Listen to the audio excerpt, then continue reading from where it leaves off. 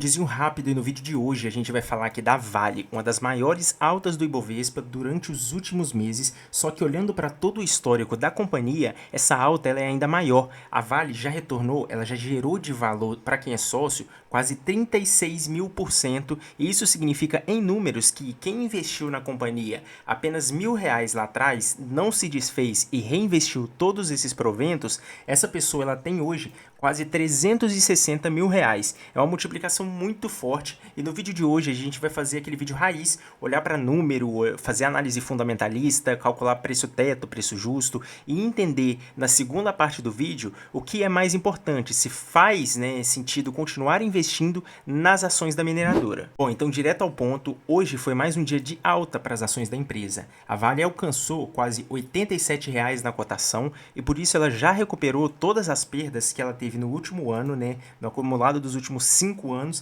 e nos últimos 10 anos também ela já retornou mais de 800% para quem é sócio. É uma mudança muito rápida e muito comum também dentro de empresa comoditizada, esse comportamento cíclico. Ele geralmente não traz aviso, então geralmente quando tá tudo muito bem, de repente o mercado corrige, as ações elas caem muito, e quando ela está performando muito mal, como foi o caso da Vale, que entre 2023 aqui até 2025, ela começou a perder em termos de retorno, tanto para o Ibovespa quanto para o IFIX, que é o índice de fundo imobiliário, para que em poucos meses a ação disparasse e já recuperou todo esse tempo que foi perdido. E no comentáriozinho rápido, tudo isso tem acontecido mesmo com o minério de ferro, que é a commodity que ela está ligada, andando praticamente de lado. No último fechamento, o minério de ferro, por conta da paralisação das atividades de construção da China, ela teve queda e foi a US$ 103 a tonelada. Ele é negociado lá porque a China é a que mais demanda minério de ferro em todo o mundo,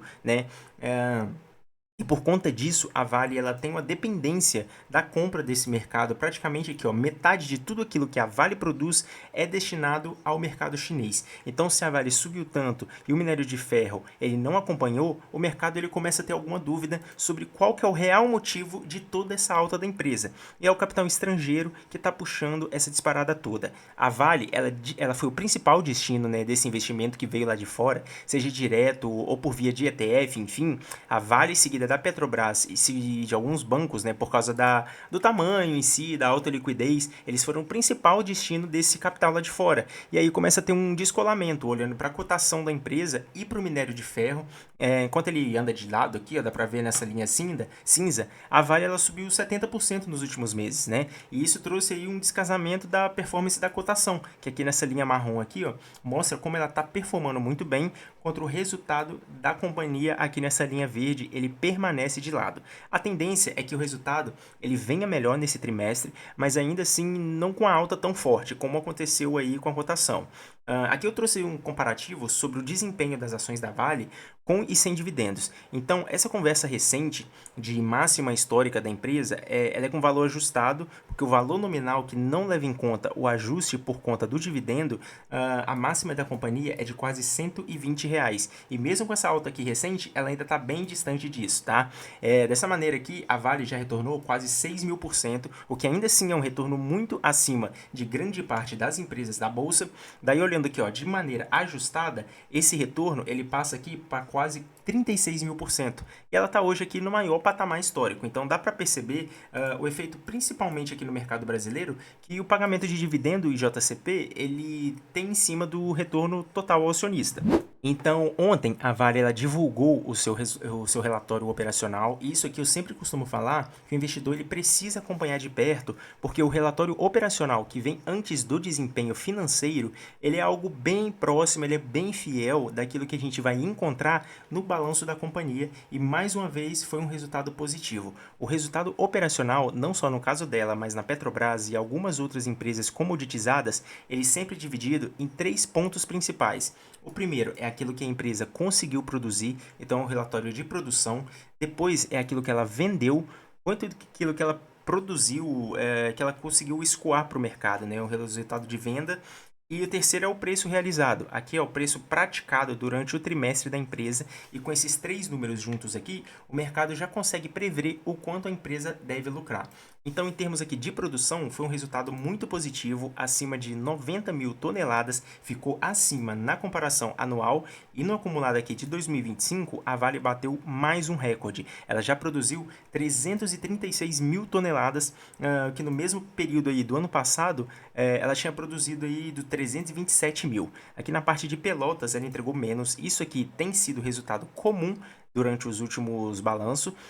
E mais uma vez aqui o destaque positivo é a produção de cobre, né, que saltou aí quase 20% e tem grande destaque no resultado da companhia. Daí aqui no resultado de vendas, né, o minério de ferro, que é o carro-chefe da Vale, ela conseguiu vender quase 85 mil toneladas, um aumento aí de quase 5% na comparação anual, e o cobre ela conseguiu vender quase 107 mil toneladas, com um aumento aí de 8% na comparação anual. Aqui um comentário rapidinho: por mais que o níquel ela tenha produzido aí 1% a menos, ela conseguiu vender 5% a mais na comparação anual. Então isso deve ajudar a compensar aí o resultado dessa operação.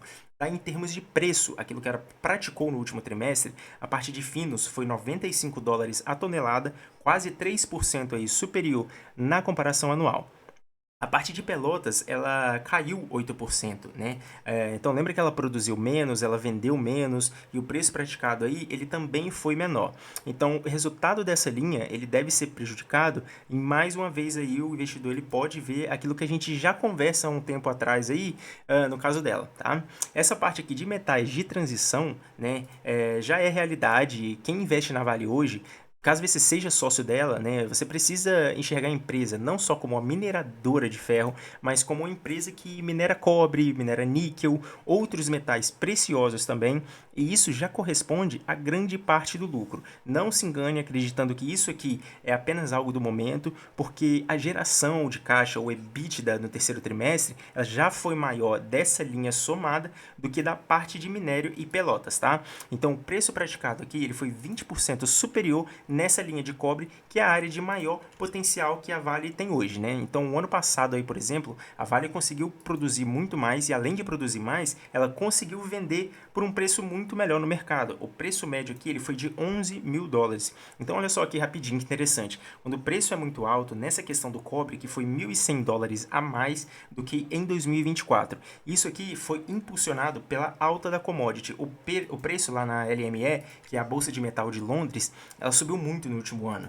E o cobre aí, que a Vale vendeu a 11 mil em 2025, ele não para de subir e já é negociado acima de 13 mil dólares a tonelada. Então a tendência é que essa parte ela continue aí cada vez mais ganhando destaque no balanço, e por conta desse resultado do quarto trimestre, a Vale ela voltou a ocupar a primeira posição. Ela superou a Rio Tinto, e hoje ela é mais uma vez aí a maior produtora de minério de ferro do mundo. Então aí, de maneira geral, o resultado operacional ele foi positivo. A XP ela destacou aí o forte momento operacional, e eles comentaram também que a Vale ela está muito bem posicionada para se aproveitar de todo esse potencial de alta, e que todos os metais que são de transição energética, eles têm no dia de hoje. Então eles esperam aí que a receita da Vale ela cresça aí na comparação anual, que o EBITDA ajustado ele também cresça na comparação anual, e o resultado líquido que deve ser mais de 3 bilhões de dólares, que aqui tem uma base de comparação ruim, porque o quarto trimestre de 2024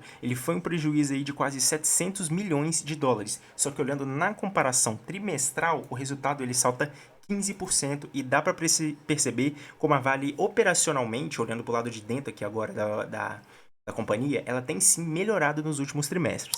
Bom, agora análise fundamentalistas, lucro, lucro e mais lucro, uma tesezinha de Peter Lynch. A gente pega a DRE da empresa no maior histórico possível, e dá para ver que mesmo sendo uma empresa de comportamento cíclico, no longo prazo, a Vale ela consegue crescer a receita, consegue também crescer a lucratividade, e ela tem também aí um ou outro momento negativo, só que é algo muito comum para a empresa de comportamento cíclico. Bom, sobre o dividend yield, a tese do grande Benjamin Graham e Luiz Barsi Filho, ela tem uma média histórica de quase 7%. É um bom pagamento. O dividendo atual ela está na casa de 9%.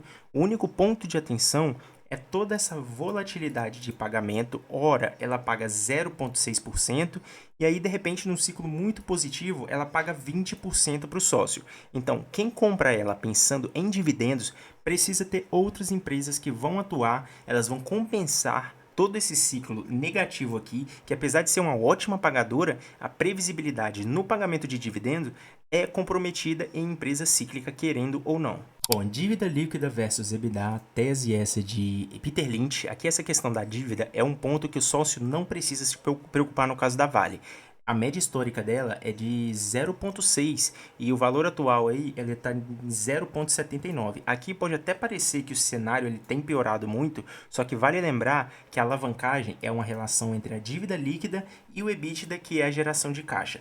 Então, o principal fator que fez com que essa alavancagem aumentasse é que a geração de caixa, o EBITDA da empresa, aqui em 2022, por exemplo, era de 190 milhões e agora nos últimos 12 meses a Vale ela tem um EBITDA de apenas 83 milhões. Então, o comportamento normal, às vezes a dívida ela fica instável ou ela até aumenta um pouco, né? Mas uma queda na geração de caixa vai fazer com que essa alavancagem aumente, né? Em 2022, por exemplo, onde ela teve uma boa geração de caixa, a alavancagem era de apenas 0,36. Bom, fora isso, calcular também o preço teto da Vale, que nos últimos 4 anos ela pagou em média aí R$ 6,65. Aqui num comentáriozinho rápido, de maneira geral, eu sempre falo que essa questão de preço teto ela tem uma série de falhas e para a empresa de comportamento cíclico ele é menos indicado ainda, tá? Tem uma falta de previsibilidade muito maior nesse cenário, então pegar como base só esse ciclo de alta, isso pode levar a um grande erro de precificação. Ainda assim, a gente vai pegar aqui esses R$ 6,65 e dividido pela remuneração mínima, né, pelo mercado, que é um preço teto aí de quase R$ 111 reais. Já para aquele investidor que ele não quer 6%, ele quer, por exemplo, aqui 0,08, que é 8% de dividendos, o preço máximo seria de R$ 83 reais. Então hoje a Vale ela já está acima disso e não atende aí quem quer pelo menos 8% de dividendos. Bom, fora isso, vamos calcular também o preço justo. Tese essa de Benjamin Graham, o preço teto e o preço justo são contas diferentes para finalidades diferentes, tá? Então a gente pega aqui 22,5, multiplica pelo LPA, que é o lucro por ação, que no caso aqui é 6,65, multiplica de novo pelo VPA, que é o valor patrimonial por ação, 48,06, a gente extrai a raiz quadrada e o preço justo da Vale seria R$ 85 reais por ação. Bom, então a gente falou da Vale, uma empresa de commodities cíclicas, e ela tem dentro do meu gerenciamento de risco uma nota máxima. A gente fala de uma empresa aí muito bem operacionalmente, a gente fala da melhor produtora de minério de ferro do mundo, é uma empresa privada e que gera muito retorno para quem é acionista. E ainda assim é preciso ter aí um cuidado muito maior depois de toda essa alta recente. Eu sempre guardo aí o material das apresentações, né, que eu monto para a gente ver aí quanto de recomendação positiva que a Vale teve nos últimos dias, só que isso só aconteceu depois de toda essa alta recente. Então a principal mensagem aqui é o seguinte: o investidor ele deveria tomar um pouco mais de cuidado com esse efeito manada. A empresa, quando ela está performando muito bem, quando ela está na máxima histórica, ou depois de ela já ter saltado 74%, ela passa a ser um ótimo negócio, passa a ser a melhor ação do setor, e justamente quando ela cai e começa a trazer uma boa oportunidade para quem é sócio, aí o mercado vira, ela passa a ser uma empresa ruim, ela não faz sentido como investimento, e a recomendação ela passa a ser de venda, assim como a Vale teve em 2025. Então, quem é sócio está se aproveitando de toda essa alta, mas quem está de fora vale um pouco mais de cautela com toda essa euforia, e isso vale não só para ela, mas para toda a Bolsa de Valores. E foi inclusive aí o tema de um texto que eu fiz aí lá no meu Instagram, né? Fica aí o convite, inclusive, para você fazer parte da comunidade, que em momentos assim de alta muito forte, não adianta correr atrás do atraso. O melhor que o investidor pode fazer é ficar na cautela, estudar mais, se dedicar mais, reavaliar toda a estratégia, porque depois de uma alta de mais de 70% na cotação, a Vale é uma boa empresa, ela tem potencial de ir para 90, 100 reais a cotação, só que boa parte da margem do investidor e e margem, ela se traduz aí em segurança para o investidor, ela já ficou pelo caminho. Então tem um pouco de cuidado, porque ela é uma empresa que gerou muito valor a longo prazo, né? A gente viu no início do vídeo 36.000%, só que tem outras fontes que trazem aí que ela retornou 50.000%. Quem investiu aí apenas R$ 1.000 tem aí R$ 500.000. Quem investiu R$ 10.000 tem mais de 5 milhões de reais. Só que o momento ele é importante e ele pede muita atenção de quem é investidor da companhia. Quando ela estava custando aí 49 até R$ 52 por ação, aí eu fiz uns comentários no Instagram. Todo esse material ele é guardado daquela época. Eu sempre indiquei para quem quer aprender sobre empresa cíclica, Howard Marks, tá? É o maior cabeça, o maior investidor de empresas comoditizadas do mundo. E o comportamento dele ele vai totalmente o contrário do que o mercado costuma fazer. Então, em 2024 e 2025, ele, através do fundo dele, que ele fez, foi aumentar a posição dele na Vale. E agora, com toda essa euforia do mercado, não me estranharia nada que a Vale comece a partir de hoje aí a receber recomendação de venda e possivelmente ele passe a se desfazer de algumas ações.